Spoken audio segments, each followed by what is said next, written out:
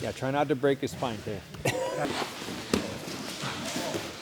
I think Dave, I could sum up in 3 words. He was wild, he was fun, and beyond anything else, he was kind and giving. I remember his first day on the mat. I remember he was really scrappy, really good. He really loved jiu-jitsu.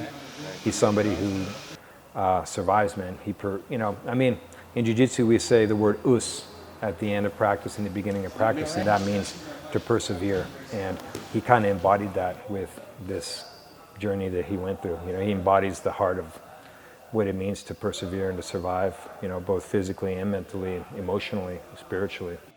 I'm normal in that I'm not that good, and I'm different in that I'm probably the most persistent person that I've come across in doing this. The injuries never stop me, no matter how severe they are. I always keep coming back.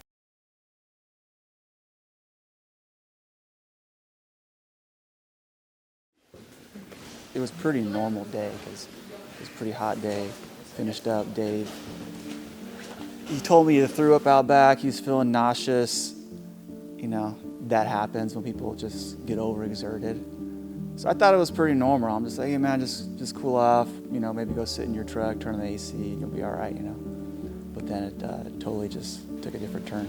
He said he was his head was fuzzy, so they thought, okay, he just needs to sit down for a second. Then, he got up and went to his car. But then when he went into his car, I guess he started to nod off. And then his friend Brett went out and saw that he was nodding off and realized he was not well.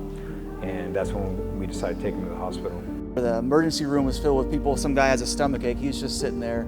It seemed like Dave was the most urgent need, so it took us at least half an hour to get him into a room. So I'm the guy trying to get Dave to calm down while I'm waiting for him to pass out because his breathing's so out of control. They did CT scan just to see if there was any damage to, concussion, brain damage, anything like that, I believe. And then from there, they sent him home. Once the drugs kind of wore off, he went back into the same thing. He was in the bathtub all night, in anguish, nauseous.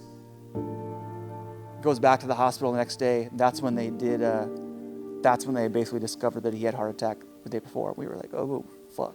Nobody saw that coming. I flew to Cleveland Clinic to go talk to the best advanced heart failure team in the world. They put in a subcutaneous defibrillator. My defibrillator went off while training. I felt like a horse kicking me in the stomach. That also happened on the mat, second time that I almost died while training on the mat. That was enough to get me on the transplant list.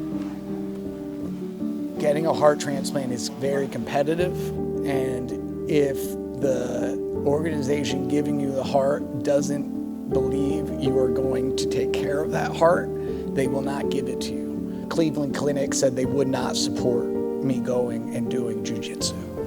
Stanford, on the other hand, takes a more liberal stance on giving hearts away to people. And when I talked to the advanced heart failure team there, their main mission statement was to give me the life that I wanted to have, and I wanted jiu-jitsu. The more athletic and the younger you are going into the transplant, the more pain you can expect. So the pain was excruciating. I was hallucinating. That lasted about 6 to 7 days of no sleep, hallucinating. It was very negative. It was suicidal. My parents are there. I was begging my dad for my keys to my truck, because that's where I know I keep my shotgun in the underneath the bed of my back truck. I wouldn't wish it upon any human being. It's horrible and excruciating, and you feel like you can't do it, and then it clears, and then all of a sudden you can eat food and you can swallow water, and then you appreciate water and you appreciate food, and you realize most things that you were seeking in your life aren't important, and the things that you always had are the most important things that you never think about. 2 months after the transplant, I was doing a move called the twister in my room with my friends, so as soon as I get out of the hospital, I'm always going straight back to the mat. You get sick and you get better and you come back, and I've never stopped doing that. I'm not what I once was, but I'm still coming back, and that's my contribution to myself in jiu-jitsu, is not giving up.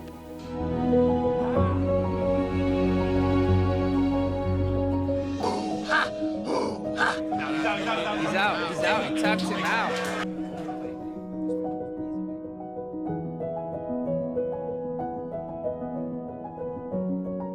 These are happy tears right now.